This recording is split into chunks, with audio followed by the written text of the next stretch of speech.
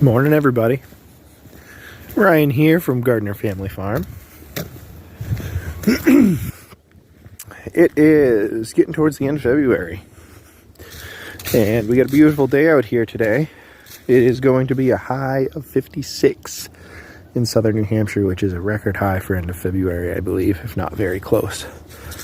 But when you get temps like that, it's maple syrup season, which is pretty neat. I currently have out on my property, my parents' property, and some friends' property about 55 total taps. That hopefully will yield me about somewhere in the neighborhood of 10 to 12 gallons of maple syrup. I've already made a gallon plus 3 quarts so far this year, which has been pretty neat. But yeah, stick with me today. It's going to be a warm day. We got the evaporator running at the moment, but I'm going to get some other stuff done. Let the heat kind of come for the day. Let the trees start running, and we'll do some collecting. I'll talk about boiling, and maybe we'll even get to talk about some finishing today.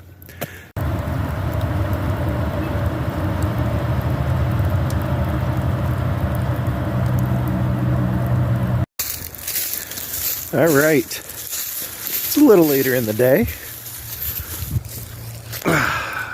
This tree should be running pretty good. Would you look at that? We probably got, I don't know. We get a bit. She's dripping from all three. This old girl here, this is her last season. I'm actually standing in what is my vegetable garden, which will be expanded this year. And this is the last shading tree that'll give me another, I don't know, I'll get 3 more spots the size of this bed pretty quickly, actually. So, but I got a few more buckets down through here, another 3 over that way. We're gonna wait probably till the evening, 4 or 5 o'clock, when that sun starts dipping. I'm gonna do some collecting here, drive up to my parents, collect up there, drive over to my buddies, collect over there. I am chugging pretty good through what I collected from yesterday. I had about 35, almost 40 gallons between my place, my friend's place, and here. I'm down till this last 15 gallons, and then a very full pan. Now, for you seasoned sugar makers out there, you're probably thinking, Ryan, why do you have your pan so full? My approach to syrup making is this. I am going to freight the boiler full of wood, mix of soft and hardwood, so that way you can buy yourself an hour and a half, 2 hours at a time, depending on how much hardwood you put in there. And then I have a good volume in there, so I'm very unlikely to burn my pan. With there being a lot of sugars in there, you burn a pan like this real bad, you're probably not going to clean it. You could with a lot of harsh chemicals, but I don't even want to do that because that's a lot of wasted material. Particularly, this batch has been going for a bit now. And for those of you that are a little unaware, to gather maple sap, you need to have below freezing nights and above freezing days. If you have extended periods of cold, so say you got 2 days that are high 20s and lows in the teens, maybe below single digits, and then you got 1 warm day, your trees aren't gonna thaw very well. You need that consistent where they're thawing during the day and freezing at night. Prolonged cold shuts off, all that kind of jazz. What I do want to show you guys real quick is the setup. So this is what I personally run. I run a spline into tubing that goes down into a 5-gallon bucket with some holes in the lids. A lot of folks are probably used to or have seen pictures of the galvanized buckets. Those are great. They are very expensive. For me to do the volume that I'm doing in galvanized buckets, I would have to spend quite a bit of money. This is a pretty low cost entry, and just every year I buy a couple more buckets. Storage, obviously, same thing. Food grade 5-gallon buckets. Nothing super, super crazy. The most expensive thing, honestly, was building this. And then, obviously, I have the Sugar Shack. It was an old shed on my property that I retrofitted for a Sugar Shack. My one out back had a cupola. I left all the rafters open so this can do its thing. We get a good bit of wood storage in here. I've already taken a good chunk out of it. And I've been cutting up stuff as I find it on the property as well. Anything dead and down that I can burn, particularly hardwood that I wouldn't burn in the house.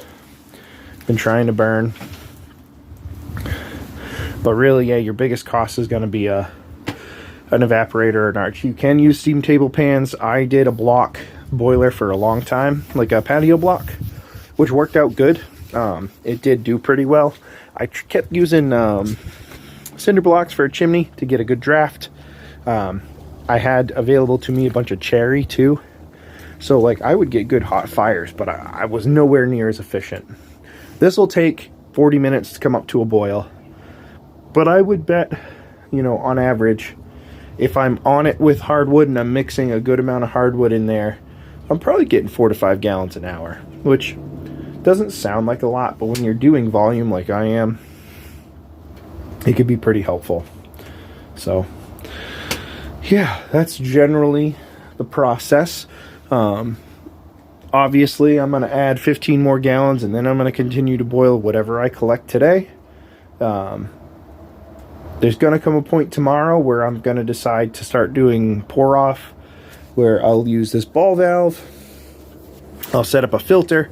It'll go into a steam table pan, and that steam table pan will do one of two things. I'll either bring it directly inside, put it on the stovetop, and finish to 66 to 67% sugar, or I will put it on a turkey fryer to bring it down. What you can do is you can do it based on temperature. So if you're getting it a roaring boil, I believe it's 7 degrees above the boiling point of water is where your finish temp is for sugar, syrup. I like to use a maple syrup refractometer, which I'll show you guys later. Which that, like if any other refractometer measures the concentration. So it's measuring sugar concentration. Take a couple drops from a dropper, drop it right on the glass, drop your slide down, take a look, make sure it's cool. It should be about 20 Celsius, which I think is 60 something degrees Fahrenheit. Okay, yep, it's at, I don't like boiling extensively in the house. Puts a lot of moisture in the house, makes everything really sticky if you boil prolonged. So if I can bring it from, 4 gallons down to 3 or 2 3/4, and I'm going to finish with a gallon and a half, just makes it that much easier, more manageable. But yeah, I will come back and get with you guys when we go to collect this evening. Hey there, ladies and gents. It's obviously dark out now, but didn't get a chance to start collecting until after dark. Yeah, that's a lot of buckets. About 40 gallons there that I have to boil on top of however much is already boiled in the pan. Temps are going to remain really warm tonight. Like 43 for a low, which is like that's unheard of this time of year. But is what it is. It should run through the night, so I should have some even more in the morning. Morning, ladies and gents. So the evaporator is running. I did forget to use the refractometer. Now it's near boiling, and I'm not gonna, that's kind of hot to be messing with that. So what I'm gonna do real quick is I'm gonna take a peek at some of these buckets, try to get an idea of what we got going on. Not bad. A little over half a gallon, maybe half a gallon to a gallon, but it seems the trees have stopped, which makes sense. It was 43 or 44 for a low overnight.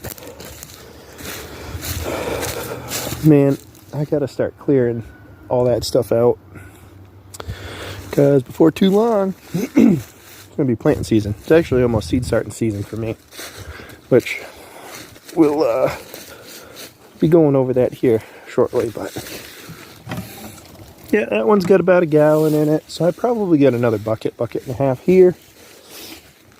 Probably got the same at my parents' place and the same at my buddy's. I collected over 40 gallons last night.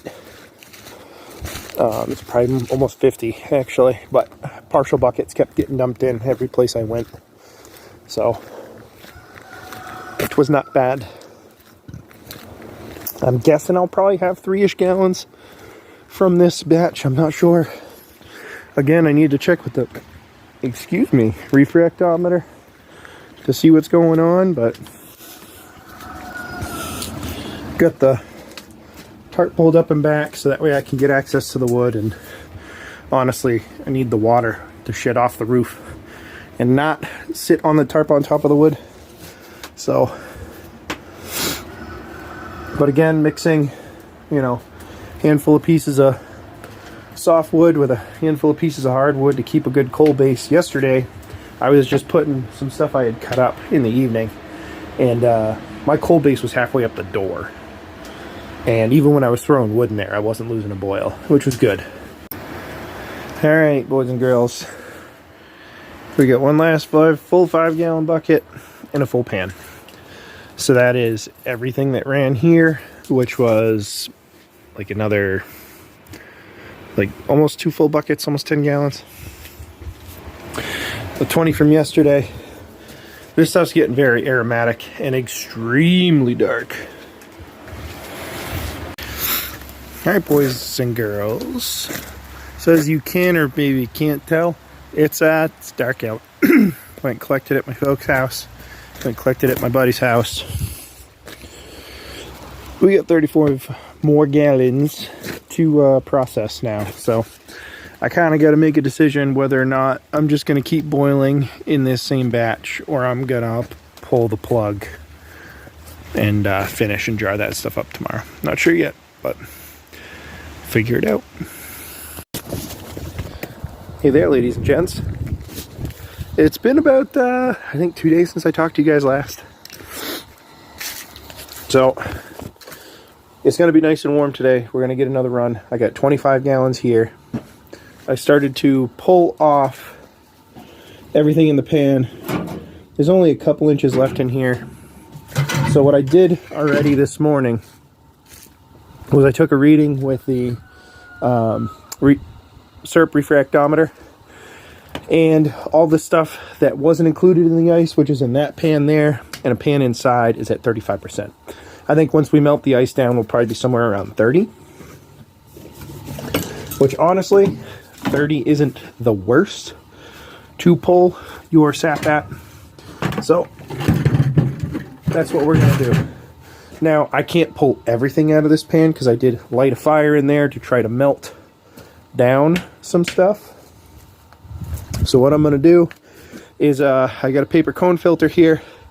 I got a bucket set up. And what I'm going to do is I'm going to pour off everything but about an inch and a half in that pan. And then I'm going to throw a bunch of fresh sap in there, load this sucker up and let it run. And then I'll boil what I get from today, and I'll boil what I get for tomorrow. So I'll have 2 separate batches, but this will mostly be harvested out. It is a very nice dark color. It's going to be some good syrup. I'm pretty excited. So we're going to get that set up under the downspout here shortly, and I'll be right back with you. All right, got the ball valve open, got the tank draining down. I'm going to fill that up pretty high, but not all the way. As you can see, it's already getting pretty warm. I don't want to scald the pan. That's my biggest concern. So we're gonna let this do its thing. And this paper filter isn't really meant to do a ton besides any, like you can see that dark fleck. I think that's some furnace cement that I put around some of the gaps and stuff there. But any soot or ash or, you know, evaporated out or settled out minerals, leaves, pine needles, anything that was in the bucket that I didn't strain before throwing in there. All right, ladies and gents. So we got the excess sap in here. I haven't checked what percentage that is yet. That's the stuff I think is about 30. This stuff right here, I know for a fact is 35. And I'll show you guys how I know. So this right here is a maple syrup refractometer. Is a little screw cap for setting your zero. So you use some water, drop it on there, set it to 0. So in this case, I'll put some drops on the slide here, put it up to some light, and it'll give me an idea of where I'm at. So actually now that this has come to proper temp, I'm looking like I'm about at 36.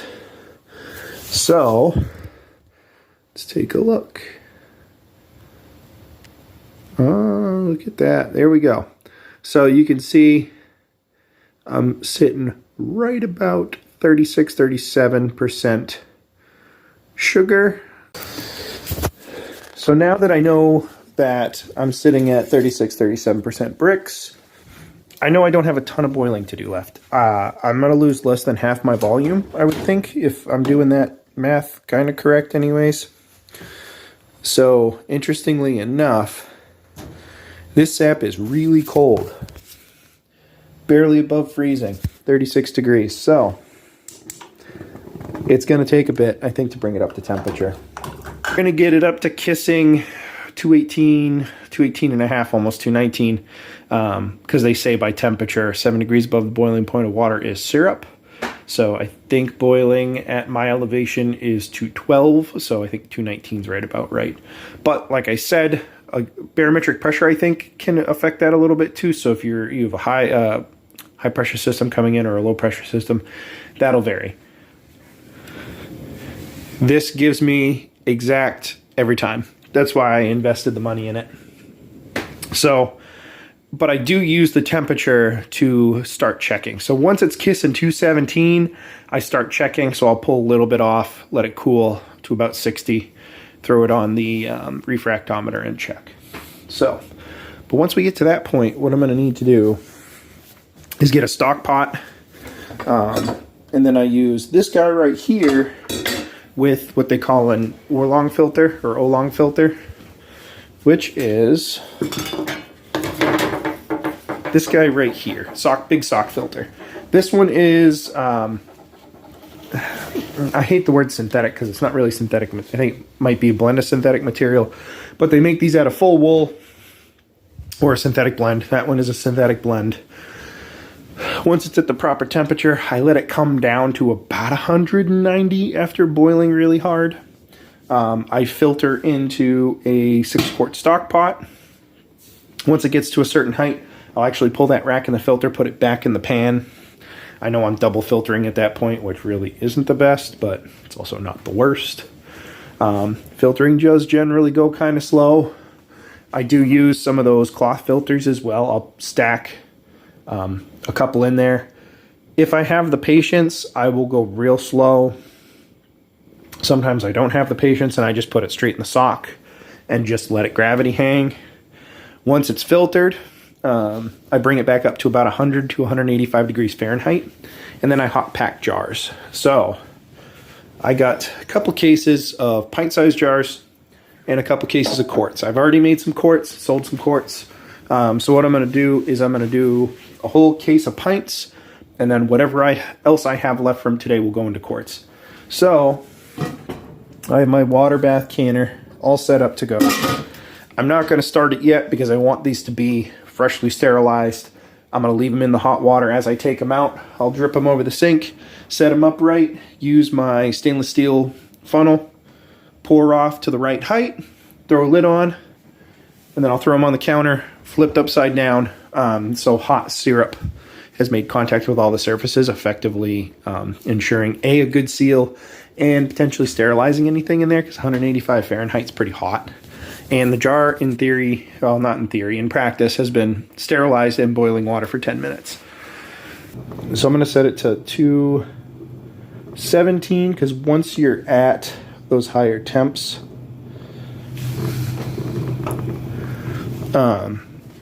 it goes quick. It goes real quick. The other thing you'll notice is this pan has quite a bit of headspace compared to the other pan.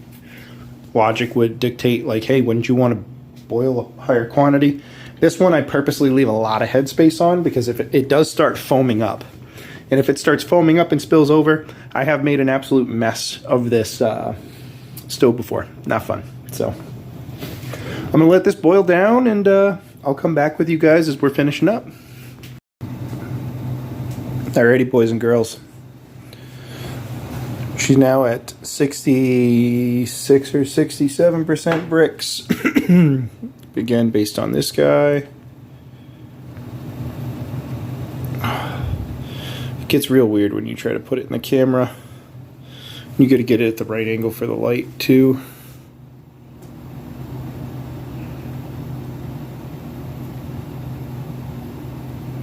Yeah, 67 bricks. So now it's in the cone filter, in the cone filter rack, filtering into this stainless steel quart pot. So I'm gonna let that go for a bit. I got the jars getting ready to get sterilized. So effectively what I need to do is get all of that filtered, or alternately what I'm probably actually going to have to do is something along the lines of get these jars filled. I'm going to have to get that back up to 180 to 185 to hot pack it. So it's going to be interesting. I may end up having to put this pot in the sink, get that up to 180, take the jars out one at a time, set them here, and then get them somewhere else to finish up. But once this filters down, I'm probably going to have to wash that filter a couple times because it looks dirty. You can see all that sediment towards the top. But yeah, I'm going to let that go for a little while, fill that pot up pretty decent, and get to hot packing. Alright, ladies and gents. So, I already got a gallon packed. So hopefully this one ain't too hot. It's still kind of warm. That. Why can't I get a good... there we go. That's got some beautiful color. Super clear. Very, very, very happy with this. So, essentially what I have to do is I got, I don't know, a little less than a quarter in the pan. I got a whole bunch working its way down on the filter. I've already washed the filter once. I'll continue to wash it after each filtration. Really, I'm just trying to get 5 or 6 inches in the pot, bring it up to temperature, and the like. I have a bunch of jars now back in. I threw some quarts in there. I got some 3 pints in there from before. Just gonna get it up to a boil for 10 minutes again, and then start the whole process over until we're done with the batch. So we'll check back in one last time before the batch is done. And here we are, all finished up, boys and girls. Made about 2.5 gallons, so that puts my season total at 4 1/4. This little guy right here don't really count because it's not full. I'll retain that one. Anytime I get a partial like that, I just keep them myself. But pretty much all of these have homes. So it's pretty nice to be able to finish product and give it right to a customer. Well, thanks for watching, folks. I hope you learned something. If you got any questions, leave a comment, and catch you guys on the next one.